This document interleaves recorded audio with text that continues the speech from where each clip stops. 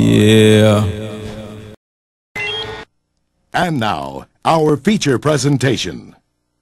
God is not only after him for enslaving you, God is after him for tricking you, for deceiving you.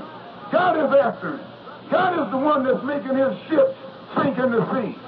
God is the one who brings his airplanes crashing out of the sky full of white folks. God is the one that makes his cars crack up on the highway.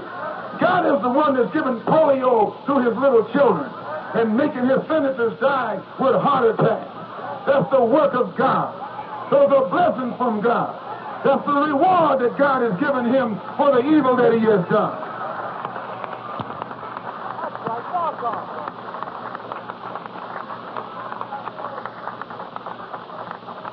That's a wicked race. And God is making his children be born today deformed, demented, or dead. That's from God. That's what God did to Pharaoh. When Pharaoh wouldn't treat those people right, and Pharaoh wasn't stopped by those other plagues, God began to strike the firstborn. God began to knock off his children. God began to make that race of devils lose their children.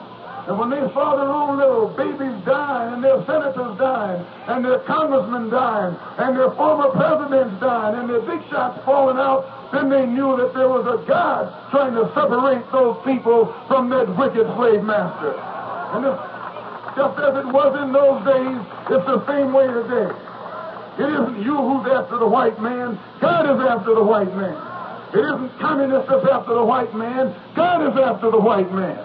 God doesn't love ugly, and there's nothing on this earth uglier than that blue-eyed, stringy-haired, bad-smelling race of devils.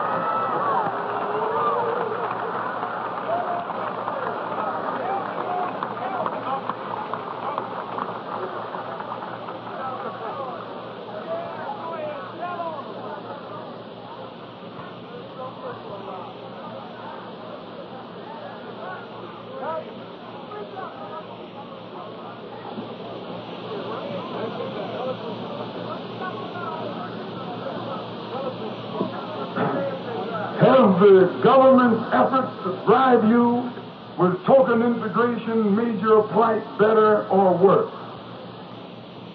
Let's look at it. When you tried to integrate the white community in search of better housing, the white people there fled to the suburbs.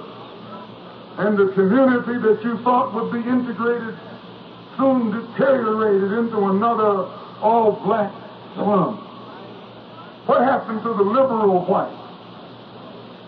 Why did they flee? You thought they were your friends.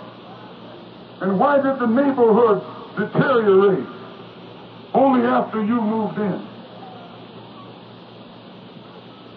Tricky real estate agents, posing as white liberals, encouraged you to force your way into white communities. And then they were the ones who sold you these integrated houses at such high prices that you again were forced to take in roomers in order to offset your high house note. This creates in the new area the same overcrowded condition, and the new community soon deteriorates into the same slum condition from which you thought you had escaped. This is a cycle that we go in. And the only one who has benefited is the white real estate agent who poses as your friend, who poses as a white liberal, who sold you a house in a white community that he knew was destined to become nothing but a high-priced slum. Today, our people can see that integrated housing has not solved our problem. At best, it was only a temporary solution, one in which only the wealthy, hand-picked Negroes found temporary benefit. And after the 1954 Supreme Court desegregation decision, the same thing happened when you tried to integrate the white schools. All the white students disappeared into the suburbs. and the caliber of what you thought was an integrated school soon fell to the same level as the slum school from which you thought you had escaped. Just as efforts to integrate housing failed miserably, efforts to integrate schools have been an even more miserable failure.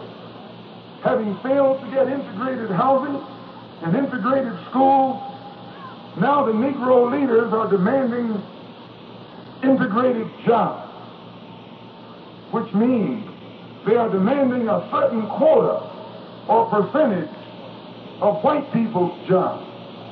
What will this lead to? First, the Negro leadership demanded the white man's house, and the whites vacated their rundown houses for us and built new homes for themselves out in the suburbs. Then the Negro leadership demanded seats for our children in the white man's schools. The whites evacuated the schools as our children moved in, and they built modern schools for themselves out in the suburbs. But now the Negro leadership is demanding the white man's job. Can the whites vacate their jobs like they vacated their homes and their schools? Not without violence and bloodshed.